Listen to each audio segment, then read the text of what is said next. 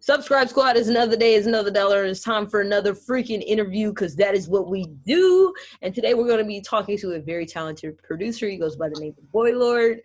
Make some noise for him. Thank you for being here on the show. Thank you for having me. It's quite the pleasure. So we're just going to tap right into it. What I always start off by asking people is like, when did you fall in love with music? So I was always that kid. Like, my dad used to give me $10 a week to buy any songs I wanted on iTunes. So ever since I was super little, it's like I would go through so much music just to like pick out my 10 songs. And I got really, really into it. And yeah, and then that kind of led to my dad having this guitar from when he was in high school. And one summer I had nothing to do. I picked that up, and that like changed my whole life. That's wild. So like at what point did it go from, you said you picked up the guitar, but at what point did you like, okay, no, I want to do this professionally? Like, this is what I want to do for the rest of my life. I think so. Like in high school, like I was in a band, and that was a lot of fun. And then come college, like my style kind of switched up, because when you're going out like 4 or 5 nights a week, like I like to control the music. Like I love to put on the music. So I started DJing in college, and I was making like 4 on the floor, like fist bump, progressive house music. And the second I graduated, my stuff changed. But when I learned like, and it's so funny because at the time I thought I was such a boss. I was making like $25 an hour at clubs in upstate New York, like DJing, like when I was in school, and I was getting free drinks, and I thought I was the shit. And at that time I was like, okay, like this isn't too bad. So yeah, that kind of like sparked my interest in doing it professionally. And then like a super long grind after took to actually be professional. So yeah. Okay, all right. So you started off with DJ vibes. You know, one thing I know about you is that, you know, your production style is very versatile. You can make like any type of music. So if you guys don't know though, the reason why I found out about him is because he's produced for Futuristic, and I think the first time we met was literally on tour, right? Yeah. Yeah. It was 100% like first show of tour. We probably didn't talk till like the 3rd show. maybe, yeah. I was quiet. I was so nervous when tour started, just because like he's been doing it, and I hadn't performed in like years, like since college basically. So I was just I was like all nervous. How did you meet Futuristic? Like, how did it come about? So we met over the internet. My old manager sent him the beat to the song. He like closes out all his sets with it. It's called Change Somebody. Mm-hmm. And he sent him that beat over the internet. And then like a year and a half went by. Like I was sending him beats online, but I'm more. It went in and out. We're still there. You said we lost your audio. This is what happens when we on the internet, people. But it's okay. We're going to get him back in just a second. He'll come back. Baby, come back. I can't hear you, though. Let's see what happened.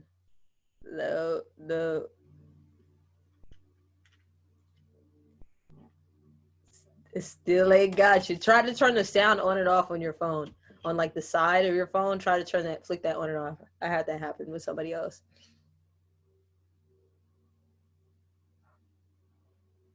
Dang, no. Ah! Oh my gosh. Wait, I think we got audio. I said you were connecting. Whatever you just did, do it again. No. Death be upon us. Oh, I think you might have to leave the meeting and come back in. Let's see what happens. Nope.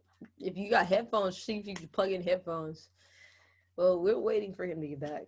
This is how you know we do this stuff live. You know what I'm saying? Like this is the real deal, Holyfield.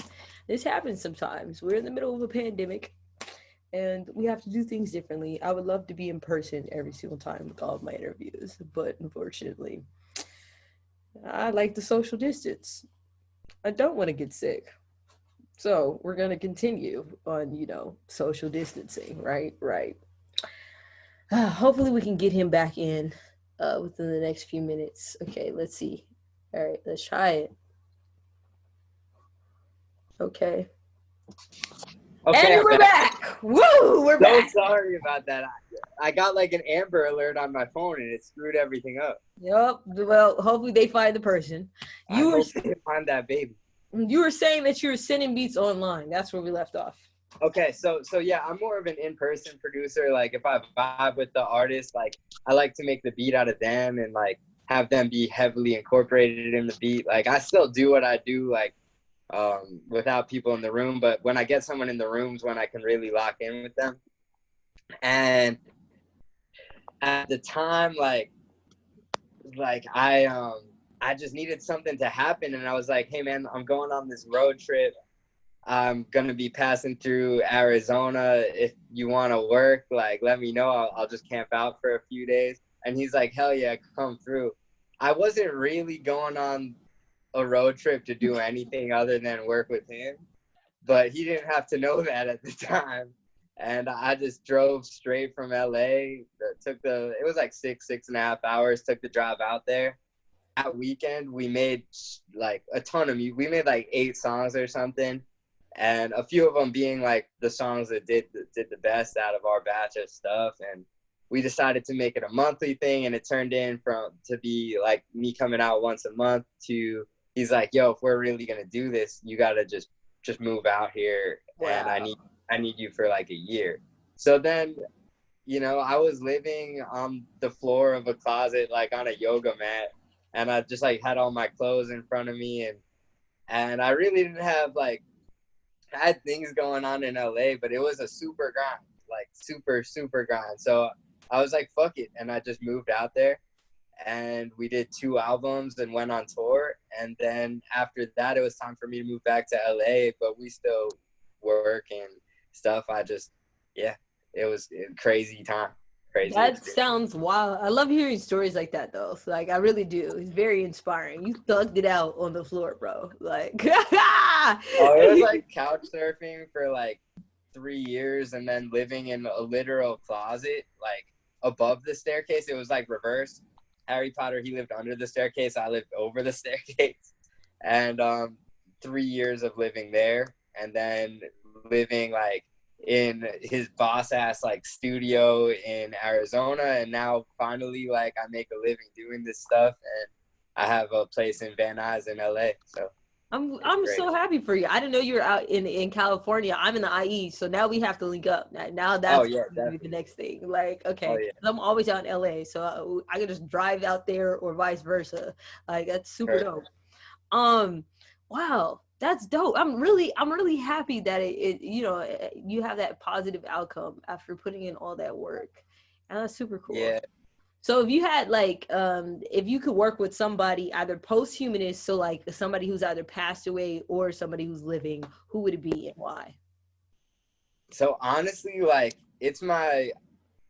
and I'm just putting it out there, like I'm gonna be producing like bands in the future. Like there's no new like bands are kind of dead right now, and I'm pretty sure it's just because it's not as financially efficient and like dealing with 5 egos as opposed to like a producer and an artist is way different. But like they're kind of dead. But I really want to find like the next Red Hot Chili Peppers and just produce the shit out of them.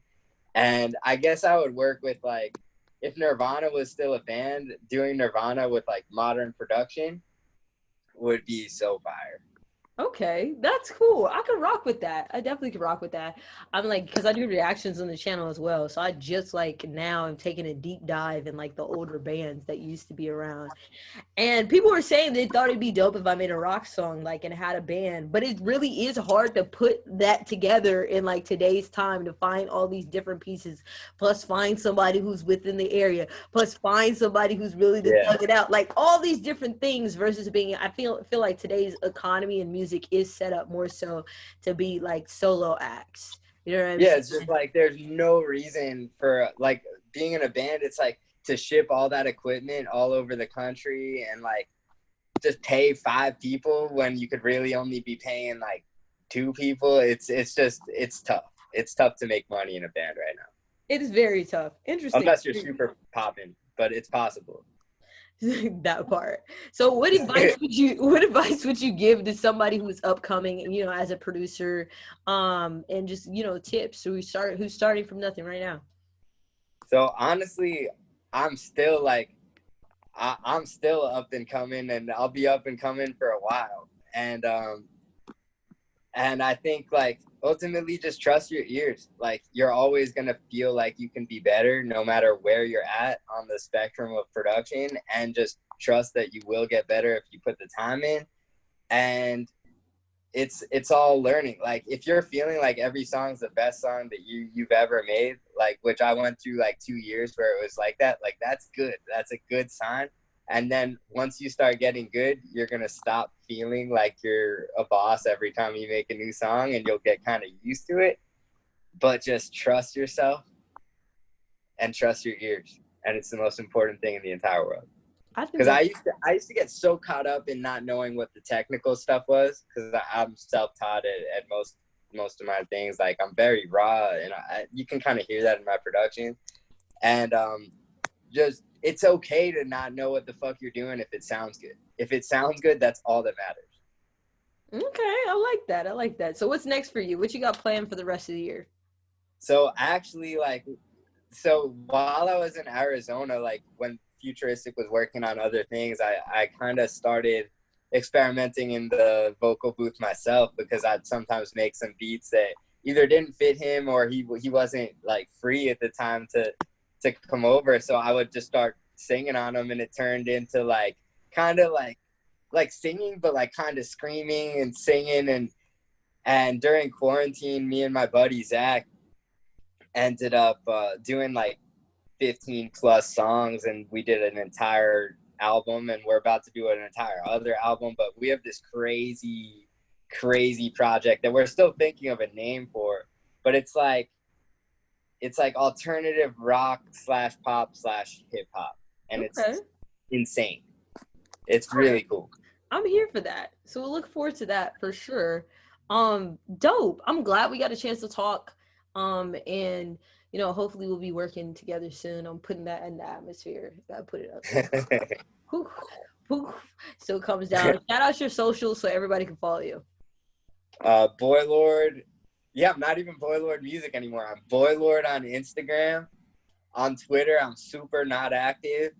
Facebook's just Boylord Music. I think those are the only socials I'm really tapped into. I'm not so great at socials, but soon, and you'll find it on the Boylord page. Whenever I announce the new project name, I'm like 100 million% in there. So that's happening shortly. Okay. All right. Well, make sure you guys follow him on everything that he's doing. If you haven't heard his production, Yeah. be sure to check that out as well. Look forward to the new project he's dropping, and let me know who else I should interview on the channel. We'll see you next time.